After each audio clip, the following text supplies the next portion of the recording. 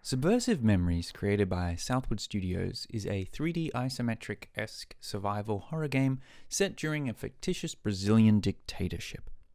You play as Renata, a woman who's hunting down information in a seemingly abandoned military building. From the moment you start the game, the inspirations are crystal clear, with design elements and vibes environments from Resident Evil, and I would argue more directly Signalis being front and center. Controls are simple as you run around, dodge enemies, and peer through the darkness with your mouse-controlled flashlight. This element being a core mechanic and a very well-executed part of the game. Darkness hides important secret areas, but also reveals enemies. The enemies of the game are shadows that are only visible when shone at with your flashlight, and the visual style with this game makes this mechanic really work here. Shining your torch to a room, hearing something, and then seeing a shadow arch up from the ground is chilling. Your flashlight itself is unlimited, except for its flash charges, which you can use to stun enemies, allowing you to dash by. As you explore, you find classic Capcom-style puzzles, notes, folders, utilizing the light mechanic with navigation of areas being key to survival. Shadow enemies and a dictatorship are a great backdrop for a survival horror game, with the military experiment line kind of being well trodden at this point, but within this setting, it feels fresh. My experience playing, however, was mixed.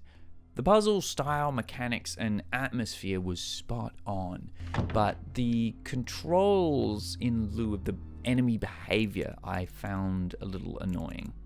Skill issue, maybe, and hey, can't deny, I ain't the best gamer out there, but I found the stun time of the flashlight to be maybe a little too short.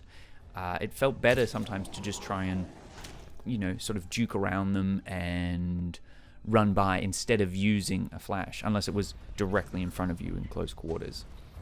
With the enemy being shadows, which 100% keep that element, love that, but it does make understanding the enemy's hitbox or range very hard. I'm not sure of the best way to display or telegraph this, but it does make it quite difficult to know what or where to go and do when presented with an enemy.